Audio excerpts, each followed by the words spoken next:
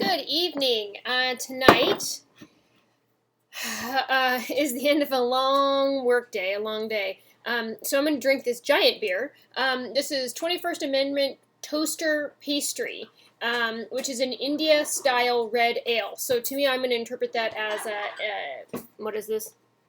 Red IPA. 7.6 alcohol by volume and 74 IBUs.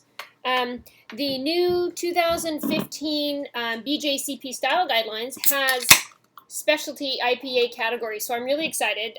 One of them is red IPA, so we'll be able to really, they're getting very granular in that as these beer categories get a little bit messy, because a lot of stuff is just kind of getting lumped into specialty ales. Yum. ABV is usually 5.5 to 7.5, so we're at 7.6. We're a little bit on the high end there, with an IBU range of 40 to 70, and at 74, we're also a little high there. So already based on this, we're not necessarily to style, but let's see. So we're expecting a lot of hops. Stone fruit, citrus, floral, spicy berry, pine, resinous. Those are the American hop styles that we're usually hearing about. Low grassiness, medium to low malty sweet aroma, fruitiness from yeast, and alcohol may be present. Alcohol smell may be present.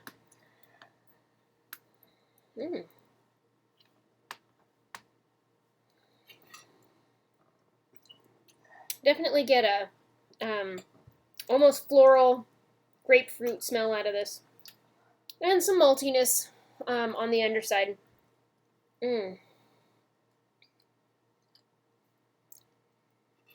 Liking that a lot. So appearance, we're going to see red to copper, and so that's appropriate for this style. I get a nice, beautiful red copper color here. And it is clear, which we're expecting for this style unless it were unfiltered. It did pour with a pretty good head, but has dissipated, even though this is suggesting that it would have a off-white to cream-colored head with good persistence. But who knows? Draft versus can versus bottle, anyway. So flavor.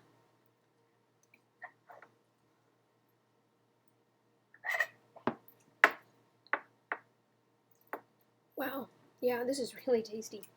Wow, and juicy.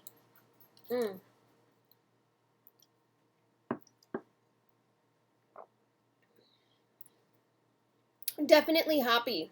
Citrusy, kind of florally. Beautiful hops. Definitely hop bitter. I mean, I get this dry kind of, but dry, I can't even describe that. It's like dry, but it makes me drool at the same time. Quality, so that's confusing, but malt flavor is pretty low here.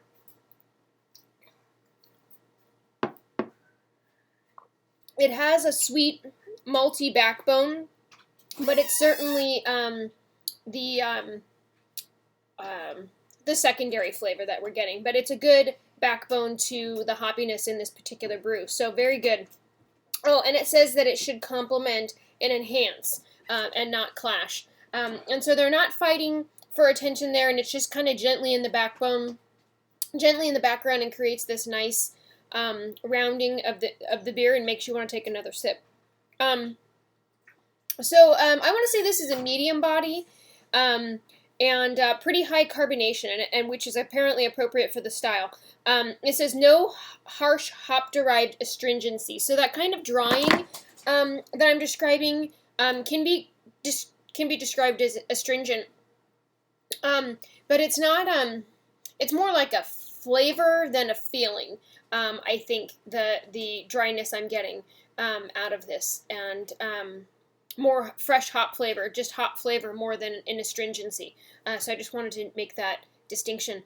And I had another thought, which I just lost.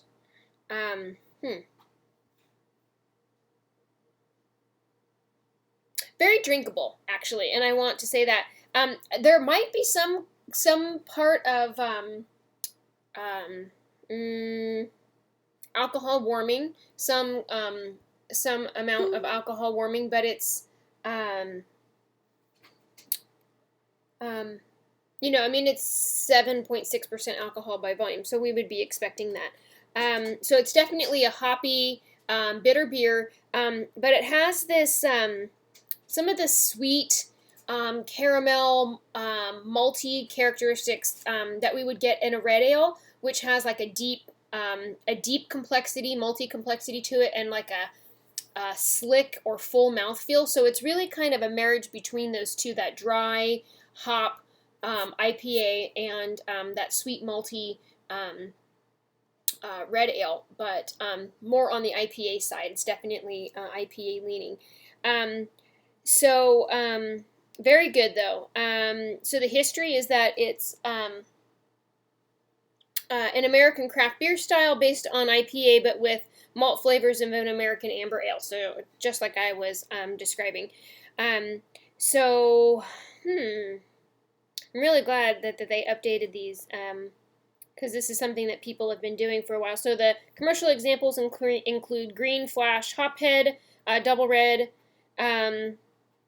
Hophead Red Double Red IPA. Holy moly, I can't say that. Midnight Sun Sockeye Red, Sierra Nevada Flipside Red IPA, Summit Horizon Red IPA, and Odell Runoff Red IPA. You know, this style is definitely all these specialty styles of IPA are definitely a good addition to the BJCP style guidelines, because people are taking their favorite qualities of particular styles or from a whole bunch of styles that they like, these qualities, and then making them into a new beer style. And so they've been hard to judge based on that in the past. So unfortunately, I have a lot of beer reviews that are just kind of generically lumped into specialty beer, because previously there was no real standard by which to judge them. You know, they're all very good and drinkable beers for the most part. I suppose there are some bad ones out there. And I'm really excited to see that kind of growth and branching or distinction, I guess, in the beer judging category. So anyway, very interesting. So anyway, if this is something that you've tried, I think that it's new. I've heard about it a couple places. You know, let me know if you've tried it and what you think, and where you were able to find it. And I want to say that this came from Trader Joe's. That'll be pretty widely available, I think.